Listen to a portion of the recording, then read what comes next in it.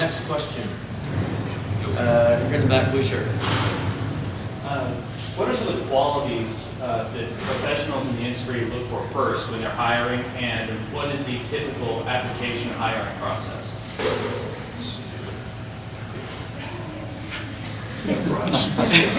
Yeah, that's a very broad. I would say We got gaming, we've got film, and it's a little bit different for each. talents. It's like you'll know it when you see the kid. It's like they'll have their, I don't know, whatever they present, whether it's a bunch of tin cans like stacked together in a cool sculpture, or you know, the music that they've created in their own little like sound forge or something, or if it's a bunch of like artwork on napkins and post-it notes and like meat school notebook paper. You know, you'll know it. It'll just a strong vision, a strong visionary, and it comes in a lot of different forms. And the ability to communicate that vision, I think, is important. Yeah, too. that's a whole other thing. These drawings of John's are on the. We sit Like down. probably like that big too. Yeah, we'd sit down at TGI Fridays, and John would pick up a napkin, and these waiters and waitresses would come up and be like, "What are you guys doing?" You know, he's sitting there drawing on a napkin, and he's just this kind of stuff I've seen for so many years that you've been doing. And it's so impressive because you were talking this morning about how students get in this box, but they got to make it perfect. And it doesn't matter what type of piece of paper you're drawing on. Can you draw it if it makes it look realistic? Like that part of the visual part of it, like for what professional people are looking for, but in like a more technical terms, yeah, they look for strong like individual stuff, like, oh, is he a strong sculptor or modeler, or is he a strong animator? I've kind of done all of those, and I think it's good to do all of those. I don't think you should just funnel in, I'm only going to be a modeler, that's it, I'm done. Because you're going to, in the short term, you're going to be very powerful, but in the long run, it will start running out because you've only picked this one to do. And if you can branch out and just do some like ones that complement each other, it's like you'll be more valuable later on. I think teamwork is a big thing. That lends itself towards being a good team player and the ability to play well with others. A lot of game companies in particular will not necessarily always take the strongest artistic candidate, but they'll take a candidate that will work well within the team. Yeah, when I was first interviewed for the process, they took me around. I didn't have the strongest modeling ability, but I worked, they saw my personality and I met the whole team. And as long as you can demonstrate that you can communicate pretty well with the team and you're pretty laid back, they really like that. So that really goes strong.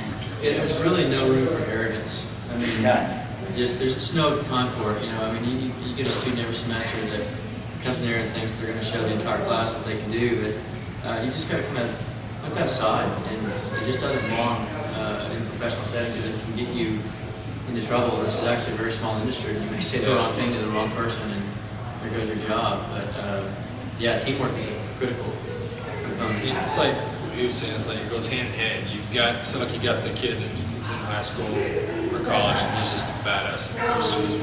He's awesome at everything, but he's a prick. And you're just like, nobody likes him. It's like, yeah, he can probably do this awesome shot or this awesome drawing, but you're like, you just can't get through. He's so like solid. But you may have another guy that's hidden in the shadows that you never even see. He's real humble, and he can work well with everybody, and he's very strong. Whatever kind of artist he is. So it's like there's two different sides. It's kind of funny. You see it like all over the place. So that's great. Yes. How do you? Not that I'm interested in this, but just asking this. How do you break into your business? I mean, I know that. Is it internships? Is it shadowing you guys? Because I'm assuming all four of you guys are super busy. I'm sorry? I use explosives. It's like that crazy technique. You know what I mean? I mean, is it internships? Is it shadowing? I mean, I know like this workshop you guys had for 3 hours. That's awesome. But breaking into the business, though it's small, I'm sure it's competitive. Yeah. I would say interning. That's how I got started.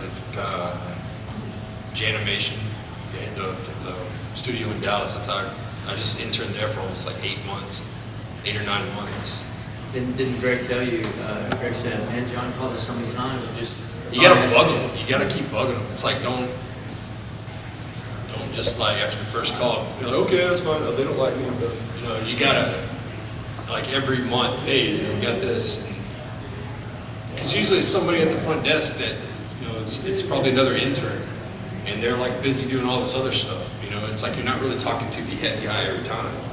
So if you just keep pushing, keep in there, keep trying, and the whole never give up, of course. There is, however, a fine line between persistence and stalking. Yeah. Be respectful and be very professional too.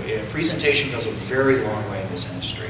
Along with presenting your portfolios, it's also how you present yourself, working well with a team, as well as being professional enough to pursue this job. Yeah. So don't show up at their house. Yeah. That would be a bad thing, especially in a bathroom. That would not go very well. They'll put you through a series of tests. In 2001, when I was trying to get the contract with Paramount, I had emailed the director, because I had talked to him years before when I was interviewing for another job. I was interviewing for All of the Other Reindeer, and ended up emailing him. He put me in contact with the lighting director, and he said, show up this day. I had no idea what to expect, and he walked me to the back of the room, sat me down at a computer, opened up Lightwave, and said, okay, light this room. He could have looked at 20 other people, but they were testing me. And then I spent, hours sitting there lighting that room. It was Jimmy Neutron's his house, the living room. And then I left, and I had no idea what to think when I left that room. And then over a series of weeks, he goes, okay, go home and do 10 different shots and bring them back. And so I brought 10 shots back, and then he sent me away again and said, out of the 10, pick your best 5. And then I did those 5. And then they finally called me back, and they were just testing me, and I was just dying to get in there, and I finally was hired. So there's no right way, would you say, but just be persistent. Yeah, I think still persistent is still a strong way to go at it. It's how bad you want to get in there. I mean, yeah, you got the stalkers, you got to watch out for it. But on the other hand, if you're strong, it works both ways. But like to get in, like find out where all of those companies are, make you a humongous list. If you really want to do this bad enough, go through each one. It's like I called numerous companies that were around here. Just I don't know, just locate each one. If you want to make the big jump to go work out west or on the East Coast, that's up to you. You may work at a smaller company or not even a bigger company here for a long time until you're like, all right, cool, I got it, and then go spread your wings. Go do the same thing in another city. In the game industry, my suggestion is research. Don't cold call a company unless you know what it is they do. I mean, if a company's making World War II style games, you should be aware of that, and your portfolio should be tailored towards what they're looking for and what they're working on. You wouldn't want to go to them with Unreal Tournament stuff, for example. Although it may show off your modeling skills, you might want to stick in a couple of genre-appropriate pieces in that portfolio that's tailored to them. That says a lot of, you're paying attention to us, you want to work for us.